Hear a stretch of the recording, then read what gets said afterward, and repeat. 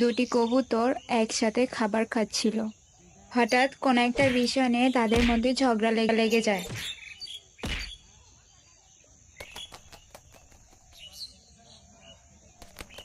এমন সময় একটি বাজ পাখি উড়ে এসে আহত কবুতরটিকে অন্য কবুতরটির হাত থেকে বাঁচায়। ধন্যবাদ বাজ পাখি, আমাকে বাঁচানোর জন্য। আরে না না, থাক, ধন্যবাদ দেওয়া লাগবে না। জীবের বিপদ এগিয়ে আসাই তো জীবের ধর্ম।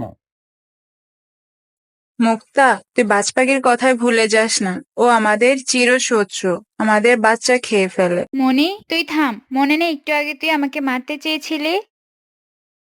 আচ্ছা শোনো বাজ পাখি, কালকে তুমি আমার গরিবের ঘরে এসো, তোমার দাওয়াত রইলো। আচ্ছা, ঠিক আছে।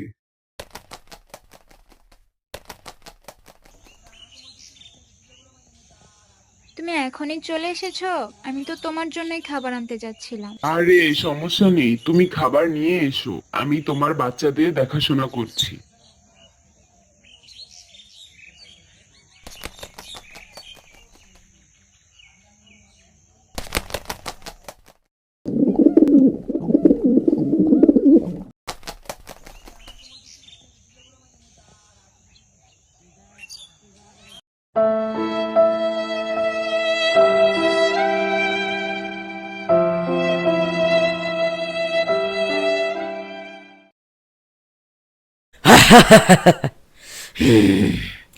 এখন তোদের কে বাঁচাবে?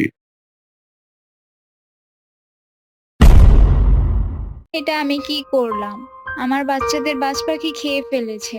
মনি ঠিকই বলেছিল, শত্রু কখনো বন্ধু হয় না। প্রিয় বন্ধুরা, গল্পটি তোমাদের কাছে কেমন লাগলো তা অবশ্যই কমেন্ট করে জানাতে ভুলবে না। এরকম আরও মজার মজার ভিডিও পেতে সাবস্ক্রাইব করে আমাদের সাথেই থাকো। ধন্যবাদ।